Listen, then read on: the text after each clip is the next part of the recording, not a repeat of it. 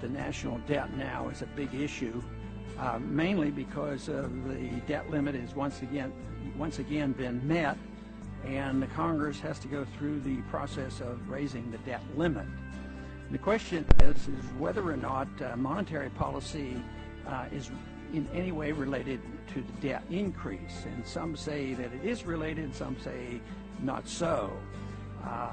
The statistics are available to us to study that issue. But to me, it looks like there is a relationship. It seems like the Federal Reserve System provides a moral hazard in that as long as Congress knows that Treasury bills will be bought and interest rates will not be allowed to rise, therefore the Congress is more careless.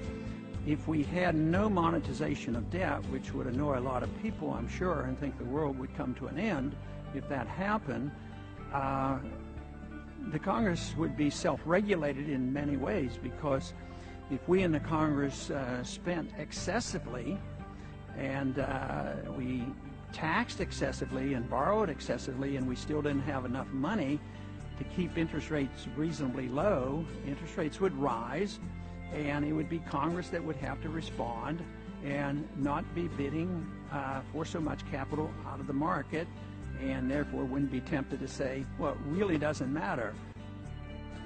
We have embarked on a course that will lead us to such a consequence that will be much worse than not facing up to the fact that we just can't continue to do this constantly.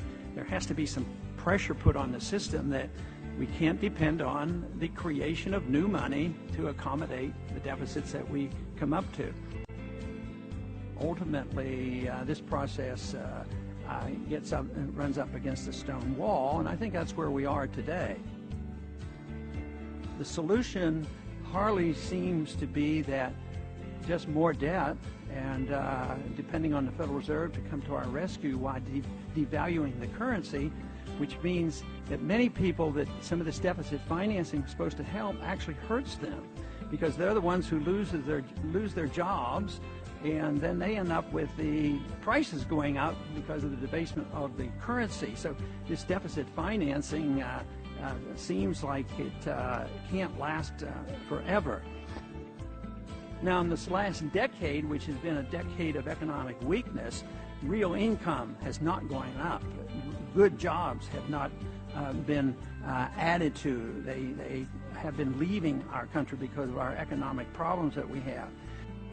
What we did was we had TARP funds and we had the Federal Reserve pump in trillions, and everybody said, see, we saved ourselves from a depression.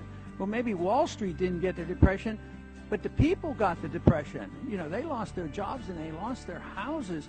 So I can't see how, ringing the alarm bells and doing it just because something terrible might happen, maybe doing it will make things worse. And